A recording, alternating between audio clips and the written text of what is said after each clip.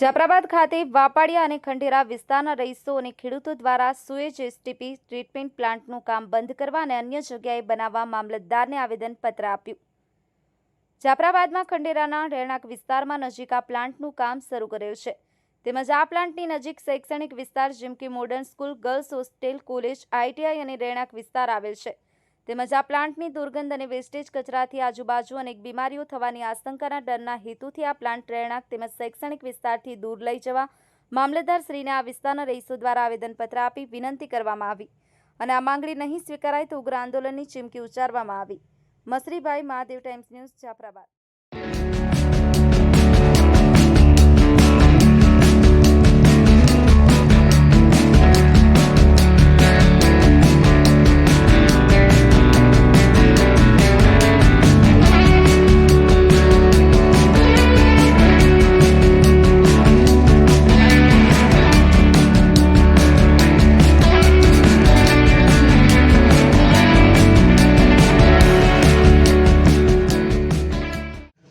અમે સર્વે વાપાડિયા વિસ્તાર, ખંડેરાવાડી વિસ્તારના મિત્રો સહિત આગેવાનો જે એસટીપી પ્લાન્ટ જે સુએજ એની રજૂઆત માટે મામલતદાર કચેરીમાં પધાર્યા છીએ આવેદનપત્ર આપવા માટે। આ સુએજ પ્લાન્ટ માટે ત્યાંના લોકોનું કહેવાનું એમ છે કે ત્યાં ગંદકી ફેલાય અને આજુબાજુના જે લોકો ત્યાં ખેતી લાયક જમીનો છે, રહેણાંક વિસ્તાર છે, ત્યાં નુકસાન થાય એમ છે અને બાજુમાં અભ્યાસ માટેનું એક સંકુલ પણ છે, મોડેલ સ્કૂલ, ત્યાં પણ વિદ્યાર્થીઓને અસર થાય એ માટે જે આ કામ આગળ વધે નહીં એના માટે અમે આવેદનપત્ર આપવા માટે મામલતદાર કચેરીએ પધાર્યા છીએ અને મામલતદાર સાહેબને વિનંતી છે કે જેમ બને એમાં કામ રોકાય અને નુકસાન ન થાય એ રીતે ચાલુ રહે તો કોઈ વાંધો નહીં, નુકસાન ન થવું જોઈએ કોઈ જાતનું, એ માટે પધાર્યા છીએ। માતા કી જય। આજ રોજ મામલતદાર મુકામે જે આવેદનપત્ર દેવા માટે સમસ્ત વાપરિયા અને ખંડેરા વિસ્તારમાંથી યુવાનો અને આગેવાનો જે આવ્યા છે, ફક્ત ને ફક્ત જે ત્યાં વિરમ બાપુએ જે કીધું છે, જે પ્લાન્ટ વિશે માહિતી આપી છે, એ પ્લાન્ટનો જ ખાલી ફક્ત ને ફક્ત વિરોધ છે। બાકી કોઈ પણ વ્યક્તિ, અન્ય કોઈ પણ નગરપાલિકાના સભ્યો વિરુદ્ધ કોઈ જાતની વિરોધ પ્રદર્શન નથી અને ફક્ત ને ફક્ત આ દુર્ગંધ થાય અને બીમારી વધે એના માટેનું આયોજન છે કે આગળ બાળકોને જે ભણવામાં પણ મુશ્કેલી થતી હોય, આવવા જવામાં તકલીફ થતી હોય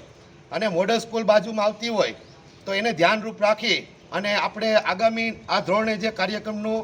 આયોજન જે આગેવાનોએ ઉઠાવ્યું છે, પરેશભાઈએ, વિરમભાઈએ, કમલેશભાઈએ, અને વહેલી તકે યોગ્ય નિર્ણય લેવાય અને ત્યાંથી એ પ્લાનને જે દૂર કરી